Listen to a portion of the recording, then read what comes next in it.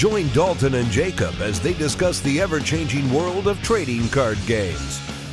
TCG Buzz starts now. What's up, YouTube? It's your boy Dalton here from TCG Buzz, back at it again with Jacob. Yo.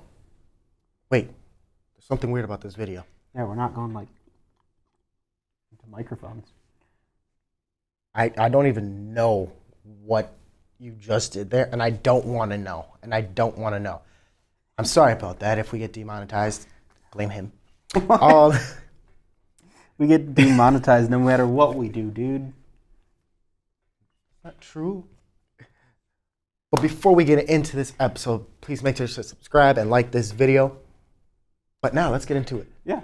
We're going to be doing another overview of the next set, Rainbow Strikers, which will be coming out on December 22nd. Gotta remember, you gotta say a buddy fight now, because we've done set overviews for other games now. Kill Jacob. I don't blame him. Tomorrow. Okay. So besides that, let's kind of get into it. It's going to have Dragon World, Dungeon World, Star Dragon World, and Legend World in it. It brings you the Athora Overturn and the Leviathan Overkill, along with a few other overturns and so forth. And what a lot of people out there in the community are thinking, breaking Prism Dragons. I still don't see it. We'll get to that. Know, we'll have our debates. So any other quick things on this set? I think from once again we should preference these are the cards that interest us. So we're not going to cover everything from the set that's super good. These are the things we personally like and we'll probably end up playing. So just a warning for you right now, Dalton and I aren't covering the Thunder Empire support, really. We're not going to be really covering Leviathan and Chaos, maybe? Those are probably going to be the big ones that aren't going to see much coverage from this video. They're all great. Us not bringing them up does not mean we don't think they're good or anything like that. It just means they're not our focus from this set. True. So let's get started. You want to go first? Or should I? We'll start with Dragon World. How about that? Dragon World. Start with Dragon World. All right. I'll go first because I know I've got more stuff to talk about. Shouldn't I go first then? Maybe. Just go. Just start it off. I'll start off with the one not a part of the archetype I want to talk about. And that is one of the most fun cards they've released in a long time. Dragonic Heal Plus. Another one. The second card in the plus line, and I really hope they continue with these because they're just so interesting. So counter, gain 2 life. Already nice, right? Counter gain life is very popular. Right. Powerful. Then if you have 5 life or less, or there is a card in your drop zone with Dragonic Heal in its card name, which counts both Dragonic Heal and this card, you gain 3 life. Well, what was the other card that was like that? Was it Dragonic Charge Plus? Don't remember what its requirements to get the extra gauge was, but it seems easier to do. Yeah, I don't remember what Charge Pluses was. But counter gain 5 life is the highest counter life gain we've ever gotten. And that's powerful. That can, completely shut out most impacts. It can really save you from some attacks. And wow. Right. I don't think, to be clear, it's going to see much play. But it's cool to have something like that available to Dragon World. See, now that you said that, everyone's going to It's going to be new meta. It's going to be Dragonic Heal at least in sideboard with Blue Sky Knights. No, Dalton, no. So why don't you go next, and then I'll go over the archetype stuff. All right, so I only really have one card. It's the only card that really stuck out to me in Dragon World, and that's 5th Omni Super Cavalry Dragon Sandstorm Staff Arcade? Something like that.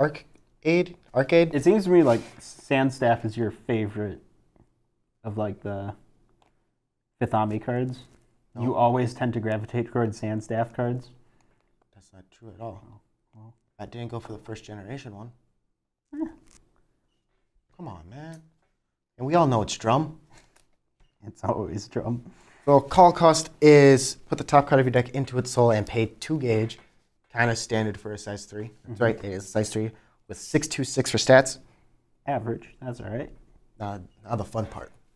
Its ability. When you are dealt damage, Oh no. you gain a gauge and a life. Oh no. Then, if it's your turn, draw a card Oh no. and call a 5th Omni from your hand as a size 0 until it leaves the field by paying its call cost. So broken. It also has double attack and soul guard, which is cute and all that. So broken. But it's nice, it's cute. So broken. How do you feel about your awesome 5th Omni Dragon Lord drums and whatnot all being size 0s? Neutral.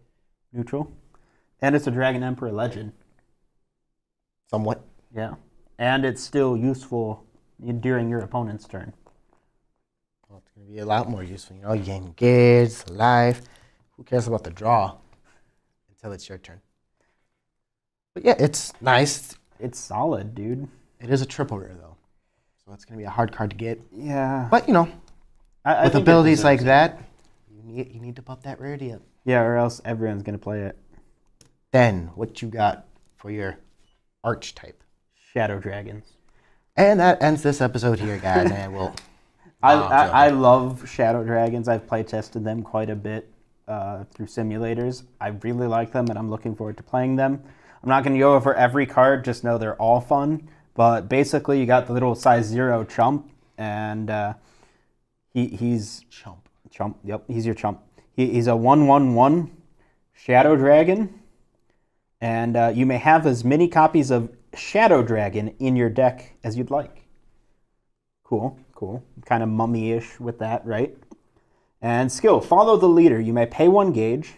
If you do, put the top 2 cards of your deck into your drop zone, then call any number of Shadow Dragon from among the cards placed into the drop zone by this effect by paying their call cost. Seems all right. Seems all right, but it's the rest of the archetype that puts it all together. Oh, really? So you got a size 1, a size 2, and 2 size 3s, which they all have a 3 gauge call cost. And then you put a certain number of Shadow Dragons, the size 0 specifically by name, from your drop and 1 from your field into their souls. So they just sit there with a bunch of souls on the field, and they all give buffs to the entire field dependent on the number of Shadow Dragons in souls. Cool. Cool. And that's a very cool thing to do, and particularly one of the size 3 also gives +1 crit for every Shadow Dragon in his soul to the entire field, and he starts off with 8. +8 crit to the entire field, including their weapon, the size 0 chumps, and himself. Right. So up to like 36 damage. They've got a good spell that you can put up to 5 Shadow Dragons from your deck into your drop zone, set up for later. Nice. And then if you put 5, what does it, gain 3 gauge? Yeah, that sounds right. Let me double Because check. most of their other cards, it's 3 Yep, gauge for that's all what cost. it is. So great setup there, really helps their consistency. And then the last card, the card that like puts it all together, their impact. But real quick, before you get to that, where's my light dragon? Where's my light dragon in Darkness Dragon World? Come on, Bushi. To counter them, like You know you want to. putting. you want to. So the impact, Shadow Dragon. Put any number of soul from a Shadow Dragon on your field into the drop zone. Counter.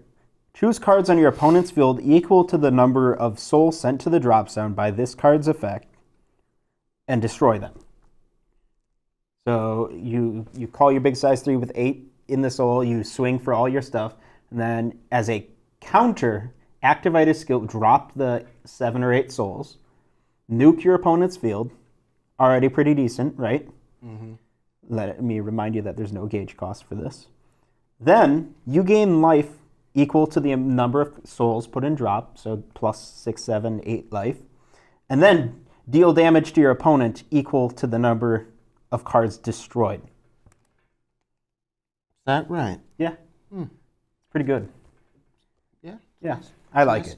It's a fun archetype. I'm really excited to play it. You know, be on the lookout for maybe a deck profile, some matches with it once we get a hold of the cards. That would be cool. Yeah, when I destroy Jacob. You know, Inevitably. The huge. All right, so that's it for me for Dragon World. All right.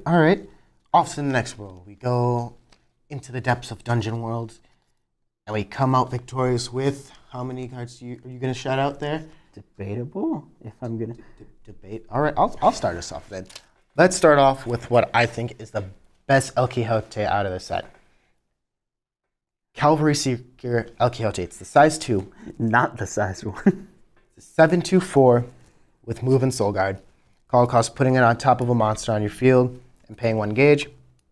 It gives All Night and Thunder Empire penetrate, which is kind of scary. Don't get it wrong. And at the end of this card's battle, you can stand an item on your field, which also scary. Yeah, and I want to say it's a rare. Something like that. Or And he's got move. Yeah, I already said that. Oh, did you? Yeah. Oh, sorry. I guess we can talk about the secret. No, he's a triple. Dude. Oh, he is. See, I felt like it was a triple because it made more sense that way. 7/2/4. Those are good stats too. It's great stats, great abilities, and it's going to bring Knights back somewhat. And he especially looks good when you compare it to the other El Quixote. You don't speak of that name. Yeah. That crappy, Not good. that crappy overturn skill.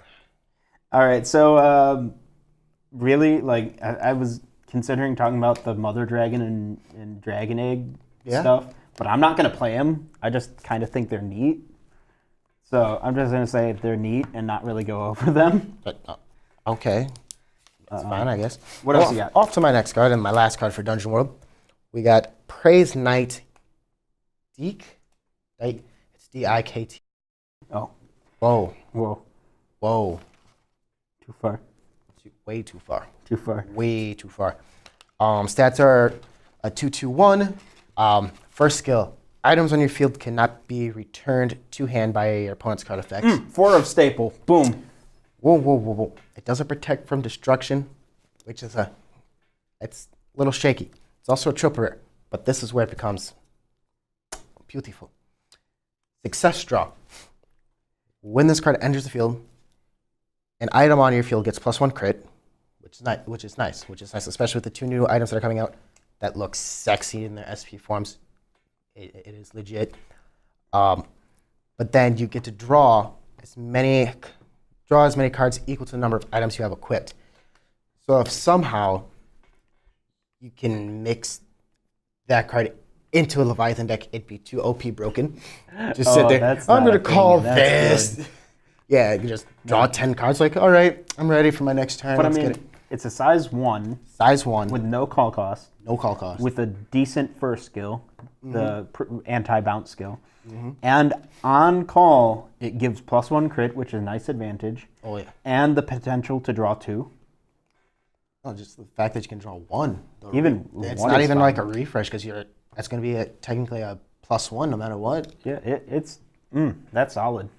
All right. And obviously, success draw is once per turn. Otherwise, that'd be uber broken, and the spammability then would happen, and Dungeon World for days. Forget Star Dragon World.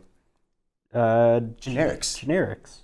There's only one, so I'll let you take it. Well, of course, because I wanted to talk about it. You didn't care about it, which I don't understand why. I think it's a good card. But Chest Breaker.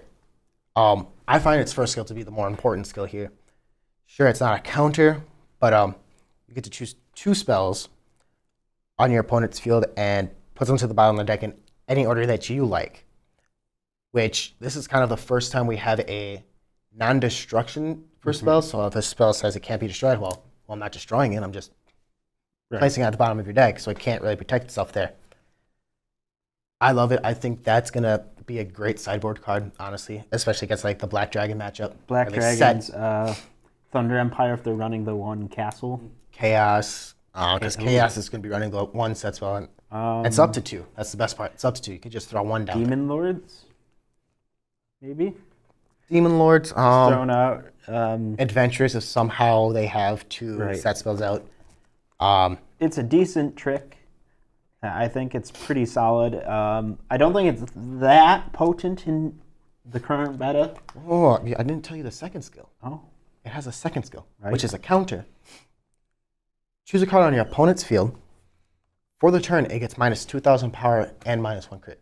So you're telling me that every world now has access to a counter decrease opponent stats? See. Well, minus special flags, but Yeah, some special flags still some are generics. Yeah, but So like some don't. executioners and guardians. Oh, we do can't- they? Yeah. I can't remember. Oh yeah, they do, and so does 100 Demons. does But 100 everything Demons. after doesn't. Ein does, I believe. Maybe. Maybe not. I know Y And doesn't, Y and neither obviously does Chaos. Yeah. Chaos, no. Which is fine. Chaos don't need it. But yeah, that's a great ability. The second ability, in my opinion, is going to be not necessarily more useful, but more likely to be beneficial. I don't know. I say that first skill. But man. when you get the first one off and it is beneficial, it's very powerful. Well, if you're getting it off at all, that means it's beneficial. Yeah. Because then if your opponent knows you have it in deck, they're going to be like, oh, hold off on sets. I mean, you know. with Darkness Dragon World and their set spells, it's very beneficial right now. Mm-hmm. Sure, it doesn't really mess with their impacts, but being able to get rid of their other ones, because it's not protected by the item or the Abigail. It's a solid card. Solid card, solid card. So what world's next? Legend World? Legend World. You have anything in Legend World, sir?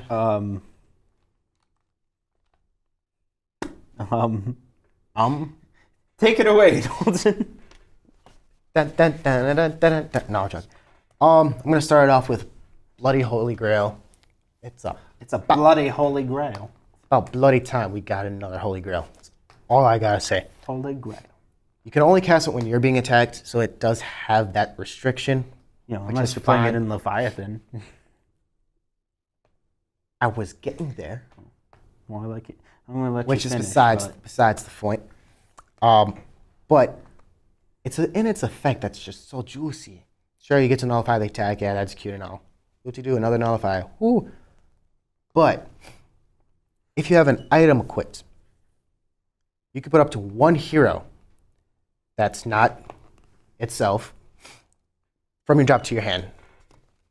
You can bring back Holy Grails if you're running that ridiculously. Yeah, let's just stupid say, card. let's talk targets. Yeah, Holy Grail. Leviathan, you have so much. All your hero weapons. If I'll you're write that. running old school heroes, you know, Old school hero stuff. stuff. Merlin would be a great target because, you know, he's a good pressure unit that gets killed a lot. Exactly. Like you can start cutting back on numbers of certain cards, so you can add more little spicy techins. But I mean, we've never had a card like that that can just recycle other nullifies. And it's just That's could have been so much worse if like it counted itself as a Holy Grail, so then you can somehow keep looping it. Keep Like, we'll just looping the Holy cast, grab Grails. another one, just keep going forever. forever. Plays for days or nullifies for days. All right, next. Huge Bird, Thunderbird. This, I want to say it's a size 1 with 2/2/1 for stats. When this card enters the field by card effect, put the top 2 cards of your deck into your gauge. That's nice. It's beautiful. You know, it does. It's a little hard to do in some decks and easy to do in other decks. It is a Thunder Empire. I do that, and it's a Whiter Sakal. Do Widers have an ability to call it from deck or drop deck. or whatever? Elizabeth, man. Elizabeth. You All can right. drop one of your Whiter Sakals to call one. Nice.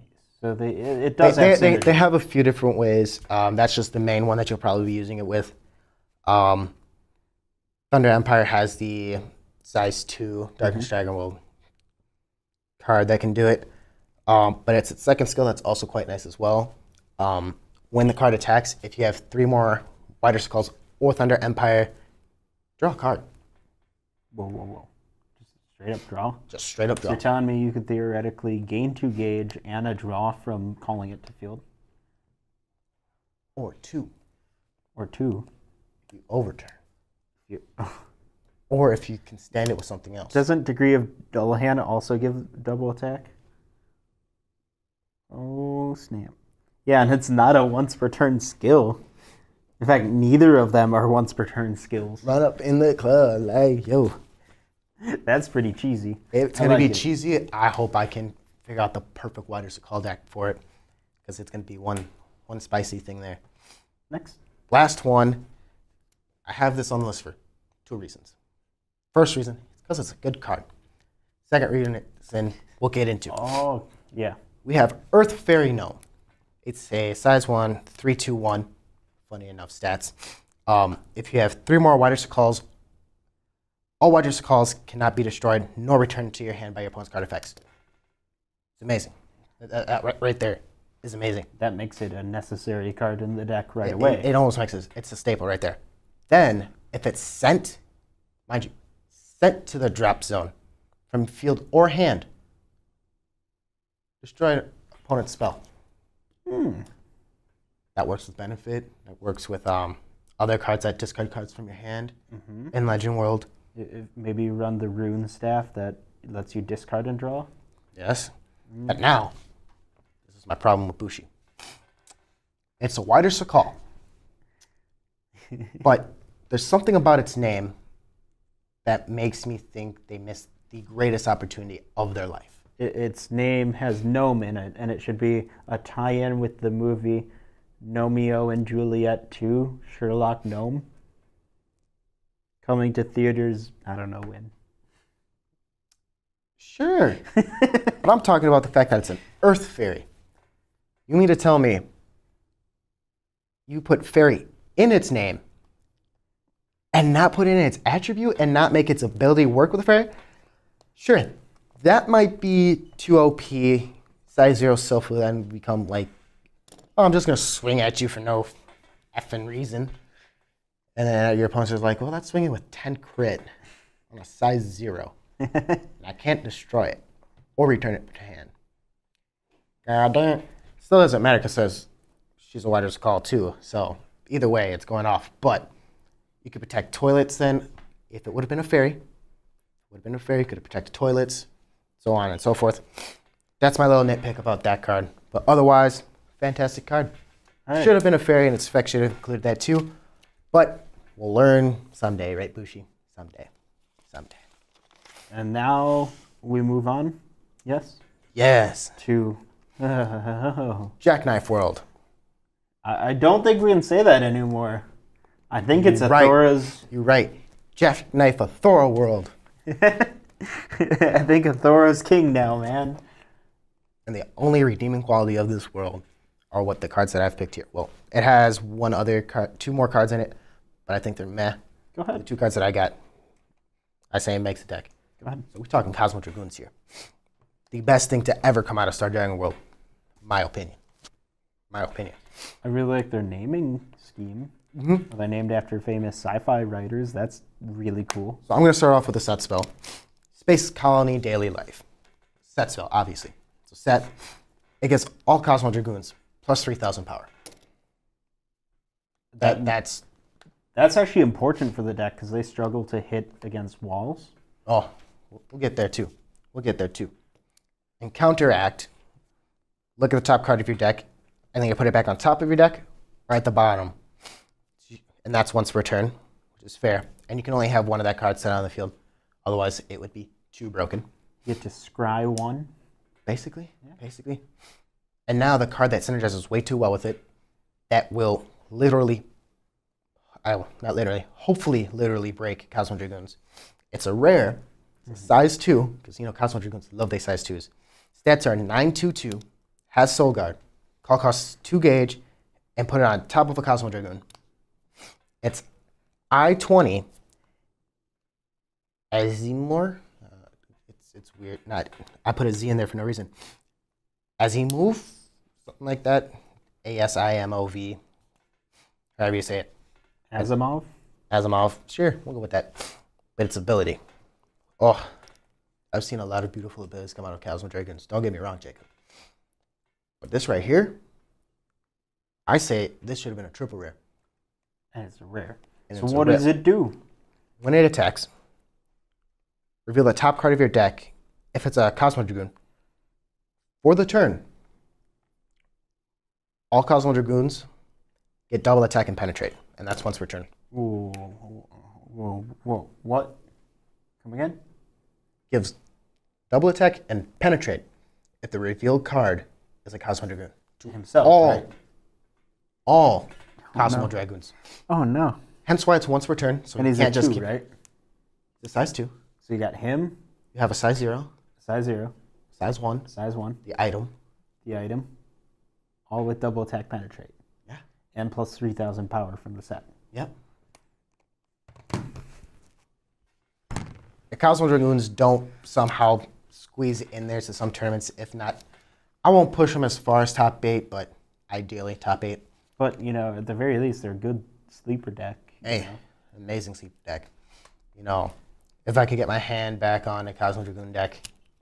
Because they've got consistency, man. Consistency for days. And now they've actually got power. Just so much power. All right, anything else? No, that's all it. That's right. all that's important in Star Dragon World. I don't even know what you're going to talk about. Oh, I don't know. I don't know. So I'm not going to go over every card. Just needless to say, Prism Dragons be broken. No, they're not. I'm sorry, they be broken. They're not. So I'm just going to go over a few of the key cards. There are a ton of other cards I could be talking about. Not even going over their other triple rares or secret pack stuff or fun stuff. Just like a few of them so you could get the idea. So let's start with the Thora. It's not that broken. I don't know why everyone thinks it's broken. It's not that broken. Heavenly Crystal Dragon Aldo Athora. Prism Dragon Thunder Empire 8/8 for its stats. Call cost, put the top card of your deck into this card's soul and pay 3 gauge. So That's it's cute. better than the original Thora already because somewhat. it's got better stats, Yeah, I guess. which is important because, you know, 8,000 is a lot harder to hit over. Plus, you know, you got your buffs for it. Mm-hmm. This card cannot be destroyed by card effects, and you cannot be Can't dealt be destroyed just in general? by card effects. Or during your Nope. opponent's turn? Nope, just by card effects. You sure? Yep, I'm reading it right now. And you cannot be dealt damage by card effects. That's great to prevent, you know, that Well, stupid that was standard with 20 normal Thor. damage impact. Overturn. It's a Thor's turn to get an overturn. It's not that good, man. I'm telling you. When a card on your opponent's field attacks, pay 1 gauge and discard a card. During this turn, this card cannot be destroyed, and all cards on your opponent's field must attack alone as many times as possible. Change the target of all attacks to this card and deal 1 damage to your opponent each time this card is attacked. It's not that good, man. This is why. This is why. Also in this set, Dragon World's getting a set spell that reduces effect damage by 1, mind you. So that eliminates the Athora. Oh no. It's still basically... Wait. I'm not done. Another one does. But also, that Athora skill is only good if your opponent stupidly just swings with one of their cards first. And if they have multiple cards that can attack multiple times. If you have, say, 1 double attacker and 2 cards that don't have that, you're just going to link attack at it. And now you're in that situation where, like, well, if I use the skill, I'm only going to get 2 effect damage out of it, if anything. Okay, but if they're link attacking, that's still shutting out part of their turn because they're losing the ability to kill it a bunch of times. For 2 attacks. So? I'd say that would be a waste of your overturn. I think it's that's a waste of one your of, overturn. if not the best overturn skills we've ever gotten in the entire game. People are overhyping it. It's too overhyped. So it also has double attack and soul guard. And we're going to move on to the other cards in the toolbox. So we'll cover the impact. It's not that amazing in my opinion, but it's pretty good. You may only cast this card during your opponent's turn, or during your opponent's final phase. And if there's a Prism Dragon on your center, and it did not... Well, that's kind of weird. And if you did not take damage this turn. Pay 4 gauge. Counter deal damage to your opponent equal to the number of attacks cards on your opponent's field attacked plus 2. This card cannot be nullified and the damage cannot be reduced. If your opponent's life would become 0 from this card, it cannot be changed. It's never going to be used. We'll see. And then we've got probably my favorite card for them, for their toolbox here. We have Prismic Blessing. You only cast this card during your opponent's turn. Counter. Look at cards from the top of your deck equal to the number of times your opponent's cards have attacked during this turn. Put a card from among them into your gauge. Put up to 2 cards into your hand. And put the rest at the rest on the bottom of your deck in any order. And you gain 1 life. It's all right if your opponent's at least attacked 4 times. In that case... Or actually 3 times. I'm sorry, 3 times. Okay, at 3 times, it matches Bots X Link. Somewhat. No, it's like equal. Equal to a Bots X Link. And then it gets better. the more times they attack. If they attack 4 times, you're checking the top 4, choosing 2 into hand, gaining a gauge and a life. That's great, and it only gets better from there. And it synergizes well with the rest of the deck. Wait, how does 4 attacks make it better than 3? Because you get to pool from 1 extra card from your deck to choose the cards that go into your hand. I guess, but 3 is more than enough. And then the other card I'm going to talk about, also kind of, this one's kind of situational, and I don't know if it'll see play, but I just like it. It's just fun. You may only cast this card if you have activated Overturn during this fight. Counter, put the top 3 cards of your deck into your gauge and draw 3 cards. Of course you would like this card. Yes. It would only be good if it were in a Thunder Empire deck. I don't know about that. Yes. So the thing with it is, Athora's Overturn you do not have to wait for, and if you're running at least 2 Athoras with Overturn, which you can easily do, it's pretty consistent, and once you gain that skill, it's a plus 3 gauge, plus draw 3. That's ridiculous, dude, for no cost as a counter. Is fun, is good. I like it. He's so biased against this deck. All right, guys, I think you're going to have to let us know in the comments below what you think about Prism Dragons. Are they really good? Are they only meh, like Dalton says? They meh. Are they broken beyond repair? Let us know in the comments Cosmo below. Dragoons. And that's all I got. Make sure to subscribe, hit the bell to get them notifications, though. Like this video. Tell Jacob how stupid he is on that Athora. Check out our shop. Link will be in the description down below. And trust me when it comes to say Athora's Overturn skill is nerfed when you link attacked. But above all else, stay classy, yo. Thanks for listening to TCG Buzz. New episodes can be found on tcgbuzz.com. Don't forget to like us on Facebook and follow us on Twitter. For box openings, deck profiles, and more, make sure to subscribe to our YouTube channel.